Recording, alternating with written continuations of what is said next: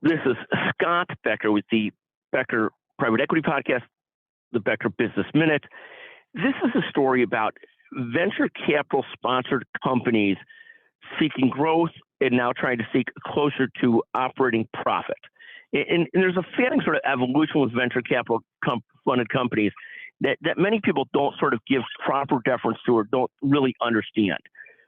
When you talk to somebody who's observing a venture capital funded company who doesn't live in that universe, they'll often be very critical of the losses being absorbed by the venture capital funded company.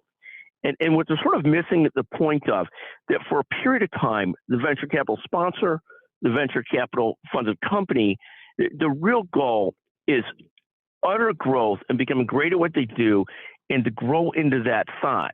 And that means from a venture capital investor perspective, you're going to want to see that company put a lot of money into getting better and better at software engineering, better and better at product development, and better at commercialization, and expanding aggressively to do so, to build a company of a size that can make a difference in their portfolio.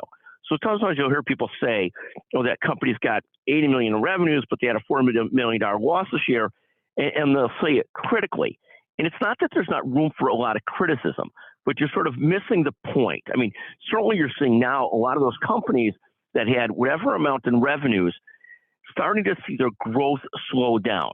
Once they see the growth slow down and the venture capital sponsor and the company starts to see that growth is not going to go at 80% a year, at 100% a year, it's going to be much more a normalized growth rate, then you do suddenly see that venture capital investor and company start to get much more serious about, okay, now we sort of have to get operating costs in line as we sort of see what the right size of this company is going to be.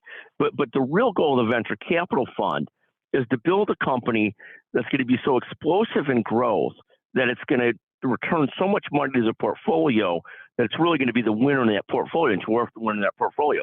Thus, you often have them funding it with such amounts that they're trying to drive it to a whole different level of growth, which means they're willing to take the losses for a couple of years to see if they can get there. But you do see this. I remember talking to one veteran of this who said the company's losing $60 million a year. I can't believe it.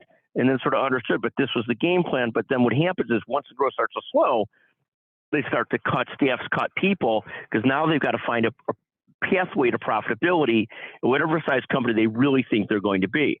I heard another venture capital-backed CEO say to me, look, we're losing $300,000 a month. My venture capital fund wants me to lose $1 million to $2 million a month, and it doesn't make sense when you first hear it.